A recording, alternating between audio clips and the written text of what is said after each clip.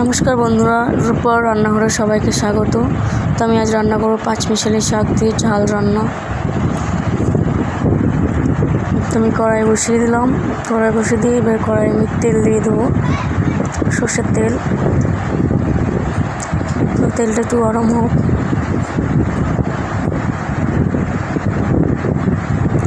তেলটা গরম হয়ে গেলে আমি একটা লঙ্কা দু টুকরো করে দিয়ে দেবো, শুকনো লঙ্কা। শুকনো লঙ্কাটা একটু ভাজা হলে পাঁচফোড়ন দিয়ে দেবো।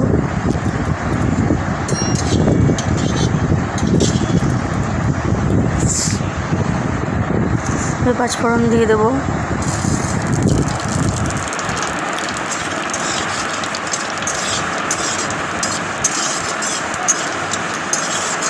তারপর দেবো কলাইয়ের ডাল, ভাজা ডাল।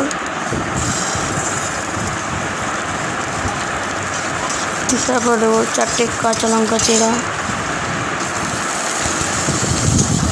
একটু নেড়ে নেব।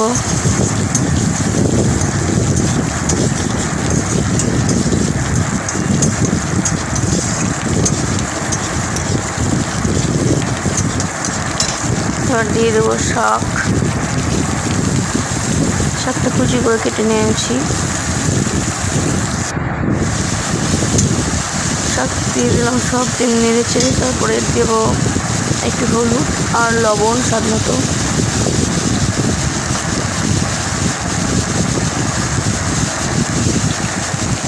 তারপরে নাড়তে থাকবো, নেড়ে চেড়ে। তারপরে একটু জল দেবো যাতে শাকটা সেদ্ধ হয়, তার জন্য একটু নেড়ে নেবো। তারপরে জল দেবো, নিয়েছি। এবার জল দেবো একটু যাতে শাকটা সেদ্ধ হয়ে যায়। বেশি দেবো না, অল্প জল দেবো, কারণ শাক তো এমনিতেই নরম, ওই জন্য আর একটু দেবো।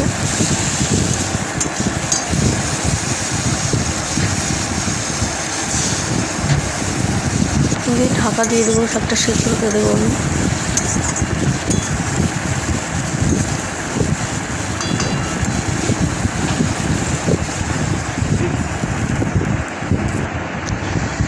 তারপর সেদ্ধ হয়ে গেছে, ঢাকা খুলে নিচ্ছি আমি। জলটা শুকিয়ে এসছে। এরপর আমি দুধ আর একটু গমের আটা একসঙ্গে মিক্স করে সেটা দিয়ে দেবো, তাতে খেতে আরও বেশি সুন্দর লাগে।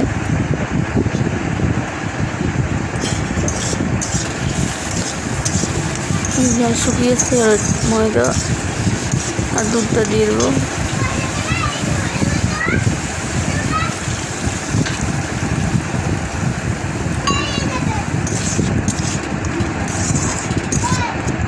তারপর একটু ফুটিয়ে শুকিয়ে নেব, দিয়ে নামিয়ে দেবো।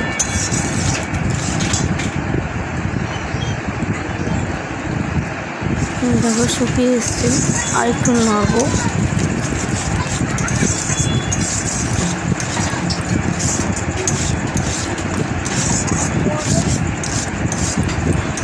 আমার শাক হয়ে এসছে, রেডি।